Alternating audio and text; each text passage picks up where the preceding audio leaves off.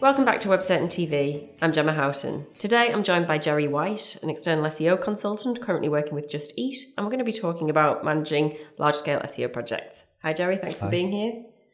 So much to do and not that much time to do it in is a common problem for everybody, but also for SEOs, especially when you're handling large, complex websites across multiple markets. So with that, where do you even start when it comes to kind of prioritizing where to focus your efforts? Typically, the easiest way is you kind of create a big list. You tend to kind of go, actually, these are the things that will make a difference. These are things that won't. But sometimes you kind of say, well, actually, that's a big task, but it's easy to do. And sometimes you kind of talk to the developers and they go, well, actually, we can do this. So it's almost like a consultation with the business, with the developers, and you kind of figure out, you sort of whittle it down to like the 5 things that will actually have the biggest ROI at that point. And sometimes it's little things, sometimes it's really, really big things, but it just depends. And you have to, like you said, I guess, add up everything, not just this will make a really big difference, but equally it's going to require so much resource that we maybe can't handle it. So let's do something we can do. And it's surprising sometimes what a business can and can't do. Sometimes you think to yourself, well, actually, this will be really, really simple. But the business say, well, we can't touch that bit of code at the moment. We're doing a migration. This is frozen for 6 months, 8 months. But, this bit here, you can touch this as much as you want to. There's a content management system here. There's something that you can just upload and it will get fixed there. Yeah. So really involve other teams and other departments. Absolutely. And make sure that it's listening as well as kind of advising. And then in terms of kind of scaling SEO efforts, that's obviously something that every business is looking to do to find the most, effective and efficient way to manage it. What would be your tips there for kind of where you can really scale? I think the best thing is automation. It's trying not to do everything yourself. Mm-hmm. It's trying to look for ways in which you can kind of monitor as much as possible. You look for tools, techniques. I love kind of like trying all the different tools and everything, but the biggest problem you've almost got to do is you've got to settle down on one fairly quickly, keep using that one, keep making sure that you kind of have a list and also maintaining it, and then kind of keep pushing and pushing and pushing at what you're actually trying to get out of it all, and keep monitoring. And when you mentioned tools there, obviously, they're a key element. You need to be using them. Yeah. From the perspective of kind of big global websites, which are the ones that you think are the most valuable? I, at the moment, are loving DeepCrawl. SEMrush is another one that I've been playing around with a lot, and SISTRIX. They're the 3 that I kind of get the most use out of in terms of kind of day-to-day usage. The other one that I really like is a tool called AWR, and the reason I like AWR is because you get to kind of really pull out that raw data. You get to put in and pull out exactly what you want to, and a lot of the time you're working on a very specific campaign. You actually want to see the effect of it. You want to test the impact that you do and what is actually working there. And something else you mentioned there, but I know is quite an important element, is Google Tag Manager. Yeah. Why do you think that should be part of kind of any SEO toolkit?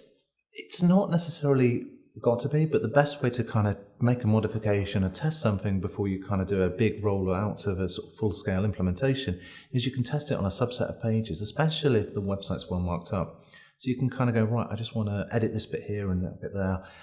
In the last 5 or 6 years, Google's been increasingly crawling JavaScript. And so any way you can modify the page data using JavaScript like Google Tag Manager, suddenly you can kind of get an impact and you can monitor that impact. And you can do it on a subset or a particular smaller scale before you kind of advise to roll it out.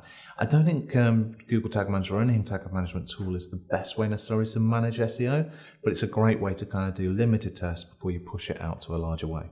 And in terms of implementing it, how difficult or easy is it to kind of get started with it? What are the potential pitfalls that can mean it doesn't work as well as it should?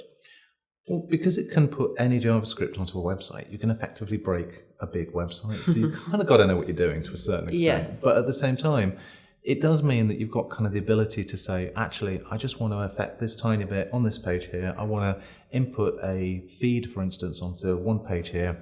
You can do that relatively simply. And the best thing about GTM is you can test it. You can implement bits and pieces which without impacting the entire web. So you can do small scale kind of implementations and tests within that way. The downside is the fact that you kind of got to get over that first hurdle of what tags are, what variables are, what triggers are, how to make sure everything kind of works as it should do. Once Google Tag Manager kind of sells itself as a marketer's toolbox, it's really a JavaScript insertion tool. And whilst it's normally used for analytics, the SEO aspect, it does kind of take a little bit of, why does this not work like this? Should I do it like that? Or should I do it in a different way? Yeah, it's something that probably hasn't very much been considered as an SEO tool, really. It's not something that you hear talked about a lot when it comes to SEO yet. Actually, now it's becoming more relevant. Increasingly so. In fact, there was a Moz blog on Moz, like today or yesterday, recently, and it talked about editing canonical tags. There was another one talking about actually doing a lot more with it. So, and Simo has been talking about the Simo Ava, who's kind of quite famous in the GTM world. Again, with a guy called Phil Pierce. These people have been talking about this for a long, long time. They've been practicing it, trialing it, and I'm kind of almost piggybacking on them to kind of go, well, they've tried it, it's worked for them, I'm going to do it on a larger scale test. And I've been doing it for clients for 2, maybe 3 years in kind of very limited ways, but increasingly so now. And you mentioned, it's a good way to test. How important is testing in SEO? And how do you, again, like going back to the priority question, how do you determine which tests you should be doing when? Doing the tests sometimes is kind of the easier part. It's almost like, would it work as a test? A lot of the time you kind of go, well, actually, I want to change this, I want to do that. But the biggest problem with anything in kind of the SEO world is the fact that it's not isolated. It's not something where you kind of go, if I do this over here, how do I measure the impact of that? Because Google can change their algorithm. They can do sort of like a significant update, which will mean that what you're doing will actually not have the impact you expect it to. And also, something else will happen. You'll be featured on a TV advert, so suddenly brand affinity will increase. People are more likely to click through to you. So it's quite challenging to kind of split test things and actually say, we did this, this was the impact. Best example is when sites go over to HTTPS, often they go up in rankings, often they go down. Sometimes it's nothing to do with the HTTPS. It's because you never sort of kind of go, right, I'm never going to do anything else to the website while I wait for this impact to happen. Otherwise, you'll be kind of waiting all your time and not actually doing anything. Yeah, and also, like you say, there's things going on in the algorithms that aren't always clear, that aren't always publicized, so you can not actually be aware of what's happening. That 100%, yeah.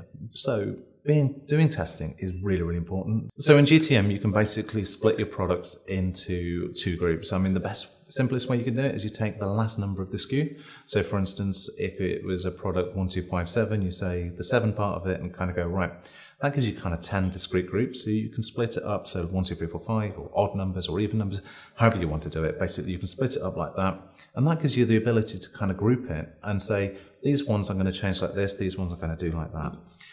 The best thing is using JSON-LD, which you can use to kind of mark up things like review data or just simple things like title tags and description tags. And then you can kind of measure things like bounce rate, engagement, click-through and things like that. It's challenging to measure conversion because that tends to be much more kind of almost down the line and everything. So you don't get anywhere enough data to kind of get to that point. So to get the maximum amount of data, the kind of top level metrics, the engagement at that point.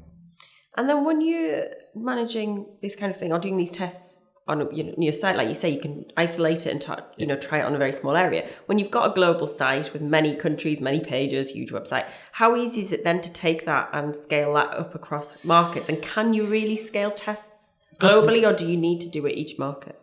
You can scale a lot of things globally. There are a lot of occasions where we've kind of gone, well, let's check whether or not this will have a positive or negative impact. And we'll often do it on a smaller country, which sounds like a strange thing to do almost.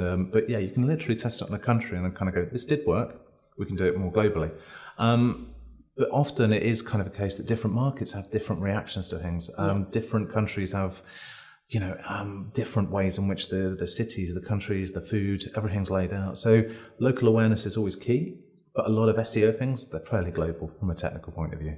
And obviously with Just Eat, it's an app, it's an app at its heart. That's where, how people use it. So kind of the app ranking side of things is obviously going to be very important for you. What is what are any tips you could share for businesses trying to really look into that side of things and start to have deep linking and better app results in the main search? So ASO is something which is App Store optimization, and that's one half of it. Basically, it's where you make sure that your app is at the top. And the best way to do this, unfortunately, nothing to do with SEO, it's actually having a really good app. And the downside is people actually want to download. Yeah, exactly. From a SEO point of view, it's kind of frustrating if you're working on a terrible app. Fortunately, I think Just Eat's a great app, which I use a lot. Yeah. The point being that if I was working on an app which people weren't using, it would be very, very hard to kind of get it up the top, especially if the ratings weren't very good. Because a lot of it's built on rating searches and things like that. And that seems to be the ranking system that both Google and iOS use. Yeah.